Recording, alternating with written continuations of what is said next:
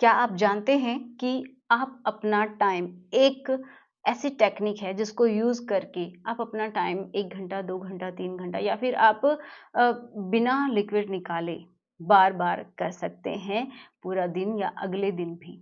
ऐसा भी होता है। अब आप सोचेंगे ये सब क्या बकवास है, लेकिन ये बकवास नहीं है, ये सच बात है और ये एक टेक्निक है एक तरीके की जिसको हम बोलते हैं एजिंग।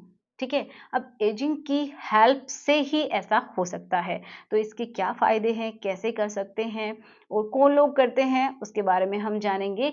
तो बहुत ही इंटरेस्टिंग वीडियो होने वाला है, वीडियो पूरा देखना है। तो चलिए शुरुआत करते हैं आज के इस वीडियो की। मेरा नाम है एकता और आप देख रहे हैं बहुत ही प्यारा-सा चैनल SWM एकता। ठीक है? तो चलिए शुरुआत करते हैं। तो सबसे पहली बात ये जो टर्म है एजिंग, इसी के बारे में समझते हैं कि क्या होती है। तो इसका मतलब है कि जो मेल्स हैं तो स्पेशली ये मेल्स ही ज़्यादा करते हैं। ठीक है? मेल्स को ही टाइमिंग की ज़्यादा ज़रूरत होती है, फीमेल्स का ऑटोमेटिक ही काफ़ी होता है टाइम। तो ये तो समझ चुके ही होंगे कि मेल्स ज़्यादा करते हैं। अगर कोई फीमेल चाहे तो वो भी कर सकती है, बट मेल्स ज़्यादा इसको करते हैं। अब बात करते हैं इसकी क्या है, इसका मीनिंग क्या है। इसका मतलब है कि जब आपका जो लिक्विड है, जो बॉडी से बाहर निकलता है, उसके बाद आपको सबसे अच्छी फीलिंग आती है, सबसे अच्छा महसूस होता है, जिसको आप ऑर्गेज़्म बोलते हैं। तो लड़कों का ऑर्गेज़्म लगभग उसी टाइम हो जाता है जब उनका लिक्विड बॉडी से बाहर निकलता है।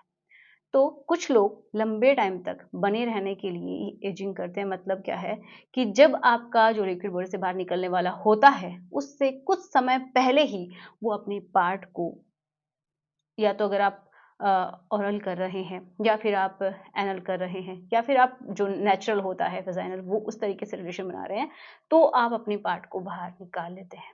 ठीक है? और आप कंट्रोल करते हैं कि वो बॉडी से बाहर ना निकले। तो उसी को बोलते हैं क्या?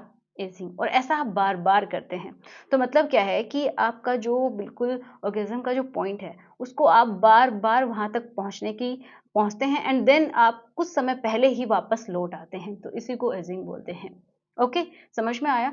तो ऐसा होता कैसे है, अब उसके बारे में सोचते हैं कि जब आप रिलेशन बनाते हैं ना, तो उस समय जब आपको ऐसा लगता है कि हाँ, अब बॉडी से बाहर निकलने वाला है, तो उससे पहले ही ये समझिए एक पॉइंट होता है।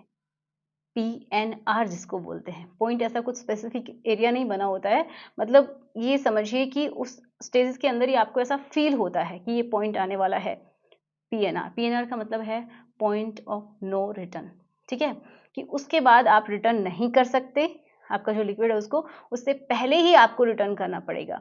मतलब आप लोगों को ये पता चल जाता है, और जिसको नहीं पता है तो वो धीरे-धीरे जब प्रैक्टिस करते हैं, तब उनको पता चल जाता है कि अब आपका जो लिक्विड है बॉडी से बाहर निकलने वाला है, तो तुरंत वो विथड्रॉ कर लेते हैं अपना पार्ट या फिर अपना ध्यान भटकाते हैं।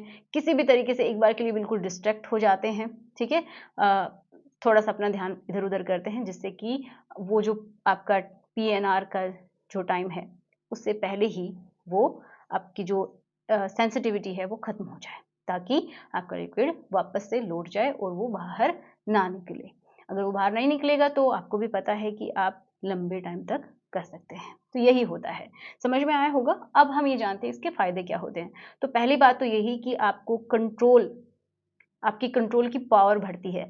आप ये देखते हैं कि आप इसको कंट्रोल कर पा रहे हैं या नहीं कर पा रहे हैं। तो ये समझिए पीई जो होता है ना, किसी को जल्दी से निकल जाने की प्रॉब्लम होती है, तो उसको कंट्रोल करने के लिए भी ये सिखाया जाता है बहुत बार, इसकी प्रैक्टिस की जाती है। ठीक है? तो ये इसमें भी हेल्पफुल है कि आपकी कंट्रोल की करने की पावर बढ़ती है। दूसरा, आप पूरी तरीके से अपने पार्टनर जो फीमेल है, उसको बहुत अच्छे से सैटिस्फाई कर पाएँगे। ओके? तीसरा कि आप लंबे समय तक कर सकते हैं। चौथा क्या है कि आप अपने आप को भी खुशी दे सकते हैं बार-बार, क्योंकि किसी-किसी का जैसे एक बार हो जाता है तो दोबारा होने में टाइम लगता है। 1 दिन भी लग जाता है किसी को 1-2 घंटे लगते हैं।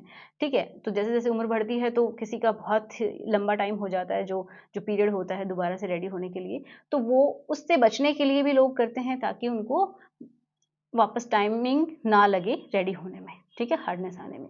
तो उसके लिए भी करते हैं। तो ये बहुत ज़्यादा हेल्पफुल होता है उन लोगों के लिए। तो आशा करती हूँ कि समझ में आया होगा कि क्या होता है और इसकी हेल्प से सचमुच टाइम बढ़ता है। ओके, तो चलिए मिलते हैं नेक्स्ट वीडियो में। एंड वीडियो कैसा लगा ज़रूर बताइएगा। फिर भी कोई डाउट है, कुछ पॉइंट रह गया हो तो प्लीज़ बताना, एंड नेक्स्ट वीडियो में हम कवर करेंगे। So good bye.